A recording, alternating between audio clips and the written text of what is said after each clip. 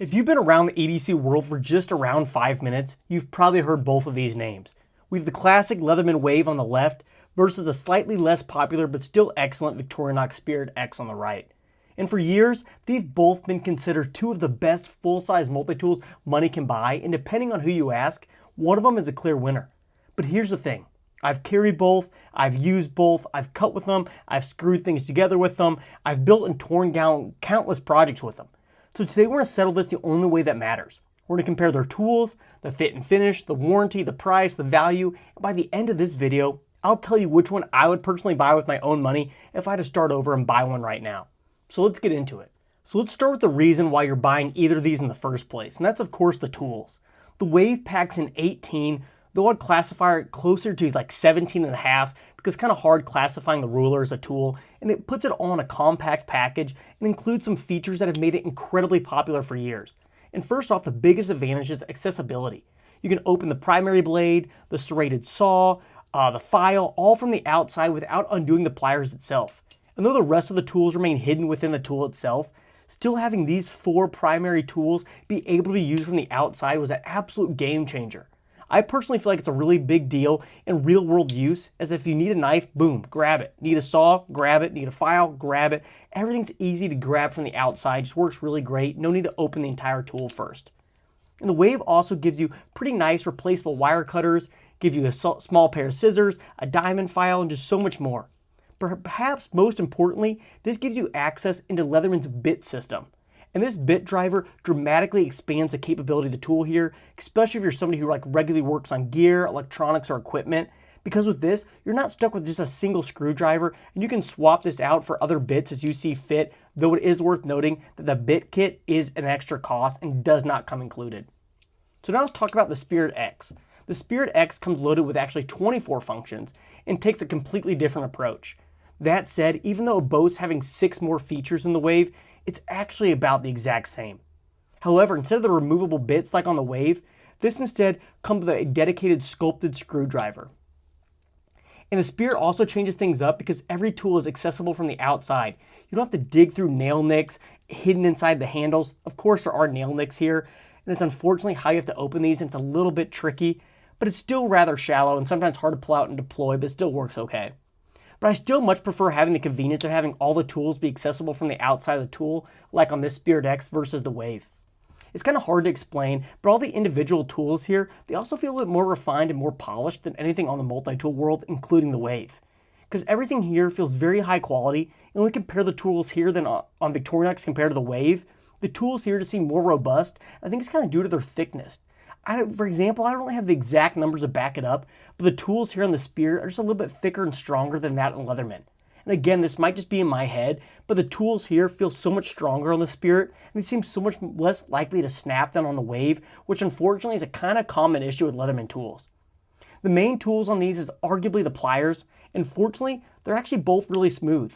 It's worth noting that the Wave has replaceable wire cutters, while the Spirit does not, so just something to kind of keep in mind. And as they feature almost the exact same tool set, it's really hard to kind of judge here. But I do want to highlight one tool in particular, and that's actually the scissors. Scissors are my most used tool on a multi-tool by far, and I actually wouldn't carry one that doesn't feature them.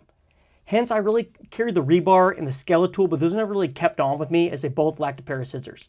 But on the Wave, we have a really small pair of scissors here, and they work pretty fine, nothing crazy, but they work fine enough. But on the Spirit, these scissors are so much larger. They just completely dwarf those on the Wave. These Wave ones work. Don't get me wrong, they'll cut, but they're pretty small. Just compare the size difference here. It's night and day. These are the best scissors I've ever used on a multi-tool.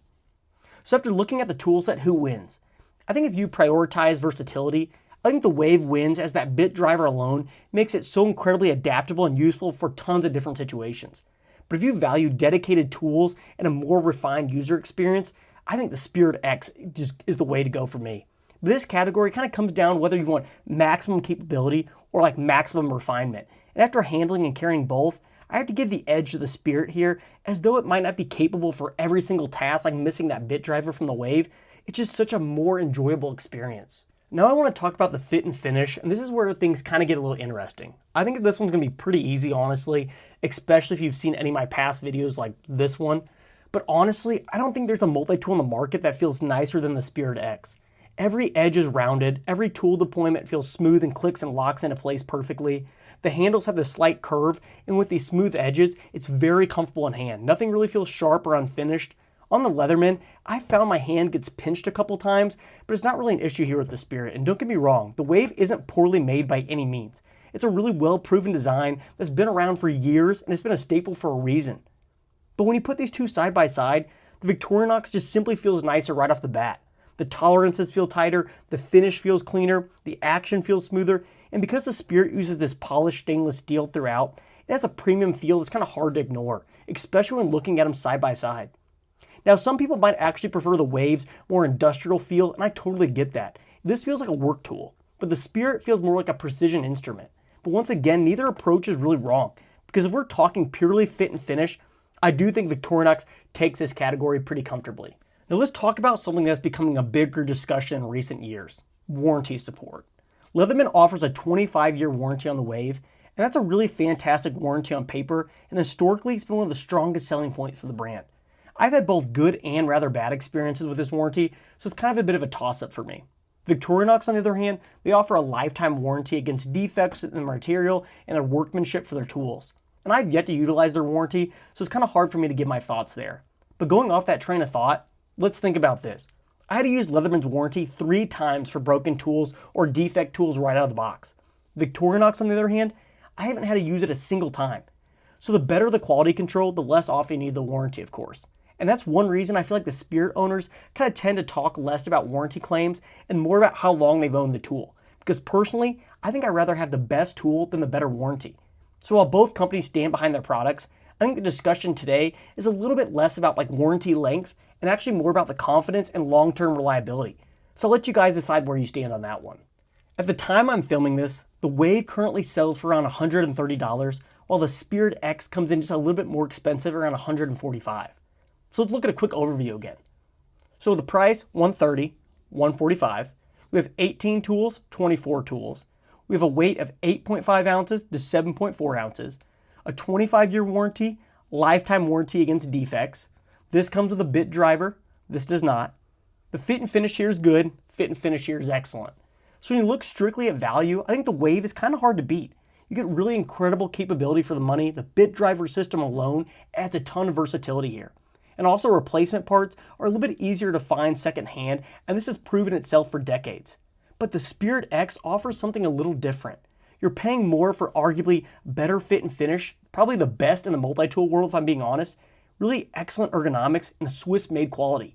So the question becomes, you want the multi-tool that does the most, or the multi-tool that feels the best? Because that's really what separates these two on paper. So after spending time with both, here's where I land. If you're looking for the most versatile multi-tool, I think the Leatherman Wave is still incredibly difficult to beat and dethrone.